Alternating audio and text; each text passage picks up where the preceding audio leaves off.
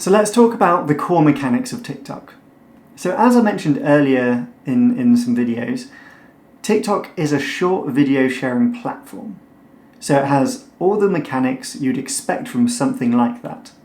Hashtags, descriptions, going live, but it also has some unique features to it.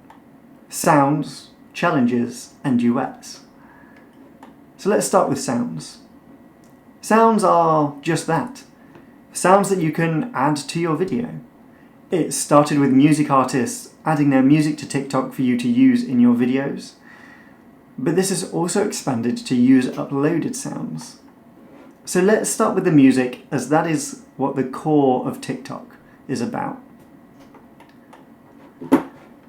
Uploaded to the TikTok database are various pieces of music, but just excerpts of those pieces, ranging from 10 to 60 seconds long. Now, all of these are licensed for TikTok, for any use on the platform that you want, even if you're selling something using that sound, as long as it's on TikTok. So, say you like Kesha, for instance. I use this because I know she has some trending sounds right now. What you can do is find her and use any of the music on this app in a video for two different ways. First is to use it straight up as it is. This means everything you film will be muted and have this piece of music on top of it. This is the majority of content on this platform, and for a reason that I'll go into later. It's also the content you're probably most familiar with: teens dancing to music or lip syncing to it. So what they do is they dance to the music they like. They film it and they put it up on TikTok for everyone to see. The same goes for lip syncing. You can do that with any track you choose. Anything goes. You can explore the depths of your creativity here. But just know that the only thing people will hear is the music track. They won't hear any other background noise. So the second way then is to record you talking or doing whatever you want to, then adding the sound on top of that. Now this is a nice way to add a little more depth and texture to your videos. Instead of you just talking to camera like I'm doing now, you can add some nice ambience to it. Or you can use certain sounds to add a deep emotional connection to the video. So whether that's happy or sad or whatever you want, you can choose a piece of music that represents that emotion you want to convey. So that is the music side pretty much wrapped up. Now later on I will go into more depth on the algorithm and how to use these sounds to excel growth. But there are also original sounds. These are sounds that people have recorded themselves, so them talking or singing or whatever they're doing. So this is great because you can find some really funny sounds to use in your videos instead of just having to use music. Equally though, people can use your voiceovers in their videos as well, so they can lip sync over whatever you say, or they can react to it. So if you record a funny speech or something like that, people can and most likely will use it in their content. They'll lip sync over it and they'll use it their way. Maybe the message of that original speech will get strained a little bit, but it's still being used and it's still being attributed to your account. So next up is challenges. These come in a few different forms, but they mostly all involve a particular sound and hashtag. They come about either through brand sponsorships. So recently, Elf Cosmetics did a challenge, which I'll use as an example later, that did really well. Or TikTok creates it themselves. Or sometimes it can even be a user that creates it and it just happens to go viral. You see these all the time with a particular dance to a certain sound, or sometimes you show off a certain aspect of your life or your interests. They can vary wildly, but are always great to get on if you think it's appropriate for your business. Always remember that TikTok is a light-hearted app. You don't need to be super serious. As an example of this, you can go check out the Washington Post account on there. it's amazing. And considering it's a serious business newspaper, they take a very light-hearted approach to using TikTok, and it's the perfect business approach. So going back to the e.l.f. Cosmetics example, what they did was they seeded a challenge into TikTok that in the end had 5 billion views, 3 million pieces of user-generated content, and an insane amount of press coverage behind it. So what they did for this was they created an original song just for the challenge. This song related to their brand. It didn't sell their brand directly, but you knew it was them.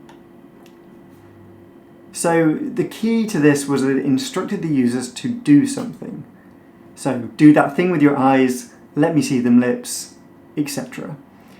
Then at the end of the track, it said eyes, lips, face, which is their brand name. e.l.f. Cosmetics, eyes, lips, face, cosmetics. Their tactic to help the growth of this and actually make this a fully fledged challenge was they seeded the initial challenge with a group of well-known influencers. That's how it all got started. This got the sound in front of a lot of people fast, and it got them starting to create content around it. Next, they put some advertising spend behind the challenge to get it in front of the maximum amount of people possible. This meant it became an official hashtag on the Discover page of TikTok. More about that coming up. So that got even more traction to the challenge from outside of the influencer sphere as well. Finally, they watched the PR roll in as they got more and more and more people creating content for the hashtag. So it really ticks all the challenge and marketing boxes without directly being advertising. It's really all about brand awareness. And that's what TikTok is really best used for right now. And that's how challenges work. You need to show people what they need to do. They then go and do it. You get a lot of user-generated content for it. I do just want to mention hashtags as well. They're used for challenges and events, but they don't work the same as in Instagram. They work in a slightly different manner. Instead of being used mainly to search, they're used to categorize content, which we'll talk through in the next few videos. So the next unique feature is duets. And this isn't something I've ever seen on any other platform, and it's truly one of the coolest things TikTok has to offer, in my opinion. A duet is exactly what you'd expect. You duet a video with someone.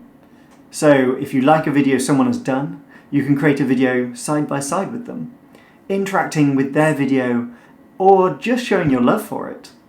It's almost like a better version of resharing someone's post. Now this feature does need to be turned on for each video, so you won't be able to duet every single video out there. The creator has to allow duets for their videos, but if they do, it's fair game, you can do what you like. And what this can do is not only be an easy way for you to make content, it can also be a very interactive and engaging way to engage with your audience. And it can help you reach the person's audience you're duetting. It's magical and I love it. So finally, stitching. This is a very newly added feature that I haven't yet seen anyone use, but it's really cool. So what you can do with this is you take someone's video, cut the end off, and then refilm the ending as you think it should be. So this could be really useful to 2 ways. First, you could stitch your own videos. So if you find out something new or you need to make an edit, instead of deleting the previous video, which is a big no-no, you can take that existing video, add some extra stuff to it, and then upload as a brand new video, making more content quicker. And you could also do this for other users' videos as well. If you see something good, you could always add to it, bring some more value. The second way is you can take someone's video and maybe add a new punchline to it. Make it funny, or if someone is asking a question, you could even answer that using this tool.